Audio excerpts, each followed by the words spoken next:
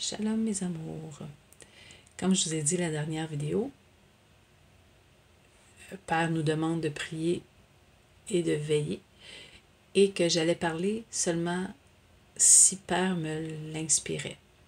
Et quand je me suis réveillée tantôt, il y a une pensée qui venait dans mon cœur, c'était vraiment en qui mettons-nous notre confiance?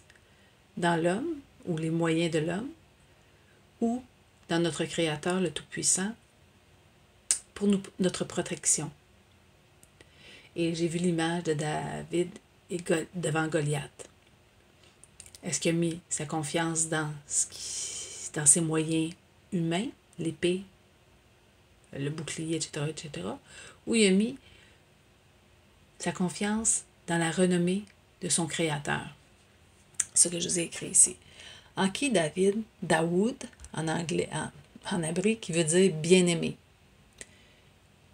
Le petit berger a-t-il mis sa confiance face à l'adversaire plus puissant que lui, qui était le géant, hein? Ou en hébreu, Galit, on nous a dit Goliath, mais les lettres en hébreu, c'est vraiment le Gamal, le Lamad, le Yad et le Tau. Et si on va voir la racine hébreu, ça serait trop long si on irait, mais on va voir la racine en hébreu. Le Gal veut dire tout ce qui s'élève, tout ce qui est grand. Donc, c'est l'orgueil, l'ego ou le moi. Dans les moyens de l'homme, l'épée, le bouclier.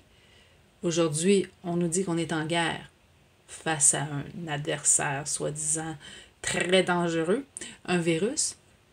Mais se pourrait-il que ce soit plus l'homme derrière ce soi-disant virus?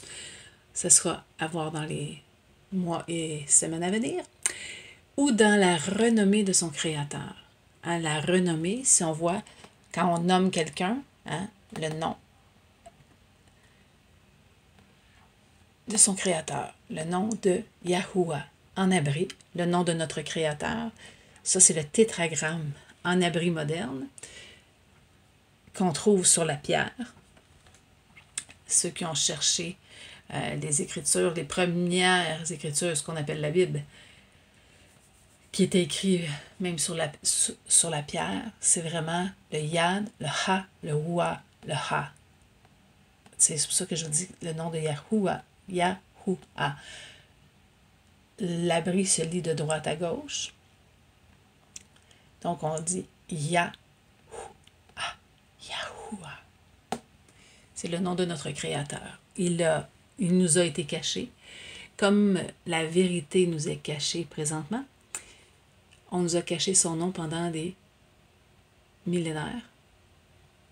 Depuis l'an 326 environ, l'empereur Constantin et le concile de Nicée ont fait disparaître le nom de notre Créateur.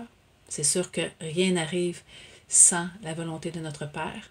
Il l'a caché et le révèle dans les derniers temps. Il révèle à nouveau son nom. Yahuwah, je l'ai écrit ici, signifie « je suis souffle de vie » en hébreu. Le Yad, c'est le bras. Je vous le montrerai en hébreu picto. Le Ha signifie l'être, le souffle. Le Huao, c'est un clou qu'on attache. Ha, je suis qui suis. Donc, je suis souffle de vie. Bon, je suis rendu là. Ce en qui ou quoi tu mets ta confiance pour ta protection face à l'adversaire, hein, ici on nous dit que c'est un virus, révèle en qui tu as cru et celui que ton cœur exalte ou adore, l'homme. Hein, tu mets-tu ta confiance dans les scientifiques, tu mets-tu ta confiance dans les hommes ou tu mets ta confiance au Tout-Puissant? Parce que si on pense au psaume 91, il y en a beaucoup qui le connaissent, hein? Ça dit « Celui qui habite sous l'abri du Très-Haut repose à l'ombre du Tout-Puissant ». Il dit « Tu ne craindras ni le danger, tu ne vas pas craindre ni la peste, ni ses ravages, que 1000 tombent à ton côté, 10 000 à ta droite, rien ne t'atteindra. » Est-ce qu'on y croit? En tant qu'enfant de Yahuwah, est-ce qu'on y croit? En tant que croyant, on nous dit que On est croyant, on croit en quoi? Et on va aller voir le verset qui m'a été inspiré du moment. C'est Yashayahu, Ésaïe 42:8. Je suis Yahuwah. Je suis souffle de vie. C'est là mon nom. Et je ne donnerai pas mon estime à un autre, ni mon honneur aux idoles. Qu'est-ce qu'une idole selon les Écritures? C'est ce en qui ou quoi tu mets ta confiance. Il y en a qui mettent leur confiance dans la pierre. Hein, ils prient des idoles de pierre. Il y en a qui mettent leur confiance dans un masque ou un vaccin. En qui choisis-tu de mettre ta confiance? Il n'est jamais trop tard pour changer. Mais par sa grâce, je veux mettre ma confiance en Yahuwah. David, le petit berger, qui est devenu éventuellement un roi parce qu'il avait mis sa confiance en Yahuwah. Et il a été éprouvé. Il a vaincu l'ours. Il a vaincu... il a protégé ses brebis. Hein, il a appris à devenir souverain en protégeant ses brebis. Et après ça, une fois qu'il a appris à protéger ses brebis, Père lui a donné la responsabilité de prendre soin des hommes. Dit au Palashti philistin, je suis allée voir la racine du mot Palashti en hébreu, veut dire étranger ou magistrat. Hein, quand on pense à magistrat, on pense au juge, on pense au roi, on pense au souverain. Tu marches contre moi avec l'épée, la lance ou le javelot. Et moi, je marche contre toi au nom de Yahuwah Tsabaout. Tsabaout veut dire désarmé. Du Tout-Puissant de l'armée de Yasharal. On l'a retraduit Israël, mais en hébreu, Israël, c'est Yasharal. Je ne sais pas comment le prononcer, là. C'est Yad, Shin, Ra, Ayin, Rash, Alap, Laf, Lamad, excusez, Yasharal, que tu as insulté. Tu vois que David, ou Daoud, il dit, toi, tu viens contre moi avec tes armes et ta grandeur, hein, ton orgueil. Parce qu'on voit que Goliath, si vous allez voir dans Samuel 17, Goliath, il insulte avec sa bouche, hein, il insulte David. C'est qui toi? Tu viens avec moi, tu viens contre moi, je vais t'arracher la tête. Tu comprends? Il l'aurait dit comme ça dans le québécois. Il était orgueilleux. Et ça me fait penser beaucoup à l'homme aujourd'hui. Il y a beaucoup d'orgueilleux qui pensent qu'ils peuvent se moquer de notre Créateur. Et je peux vous assurer qu'on ne se moque pas de lui. Et que tous ceux et celles qui mettent leur confiance dans le Tout-Puissant de Yasharal, dans le Tout-Puissant Créateur, notre Père,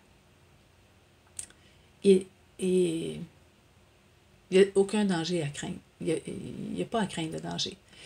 Et on va aller voir le nom de Yashayahu, qu'on a renommé, parce que dans les Écritures, tous les noms ont été enlevés. Parce que chacun des noms avait une signification qui nous parlait de notre Créateur. Yashayahu, Ésaïe, signifie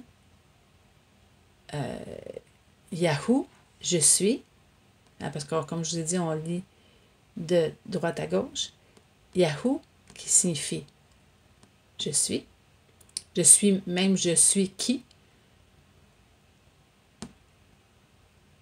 Yasha, délivrance. OK. C'est pour ça qu'on dit Yahusha, qui est le nom du Messie. Yahou, je suis, qui délivre. Le Yahusha, c'est la racine. C'est la racine. Yasha, c'est pour ça qu'on dit Yahusha, c'est je suis ta délivrance. Donc ce n'est pas JC. Pourquoi je dis plus JC? Parce que JC, c'est un nom qu'on a inventé en l'an 326. L'empereur Constantin a pris différents noms d'idoles, que ce soit... Et là, on a pris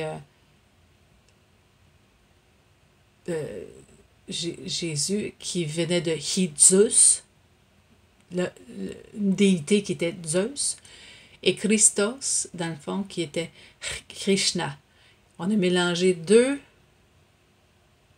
idoles et on en a fait une nouvelle qui va être, dans le fond, celle du nouvel ordre mondial qui s'en vient, qui a commencé en l'an 326. C'est loin, là. Ce qu'on est en train de traverser vient de Babylone, et c'est pour ça que Père nous dit sortez de Babylone, sortez de cette mentalité qui vient justement de l'orgueil de l'homme qui s'est créé une idole. Et Père nous dit tu ne te feras point d'image taillée, tu ne te feras point d'idole. C'est une transgression à ses ordonnances. C'est pour ça que quand je parle de désobéissance à une loi, c'est si on me demande de désobéir à mon Père, à notre Père, parce que c'est pas juste le mien, c'est le nôtre, en me demandant de mettre ma confiance en quoi que ce soit ou qui que ce soit d'autre que lui pour ma protection face à l'adversaire, qu'il soit invisible ou non, je transgresse un commandement hyper important qui est dans l'Alliance, le livre de l'Alliance, on connaît les 10 commandements.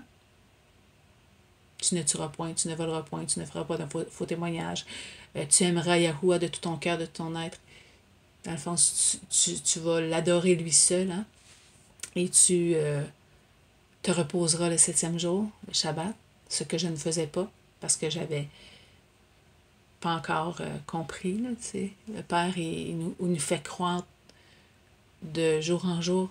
On le connaît de plus en plus de jour en jour. Et c'est pas dans le sens qu'on peut s'être trompé. Hein?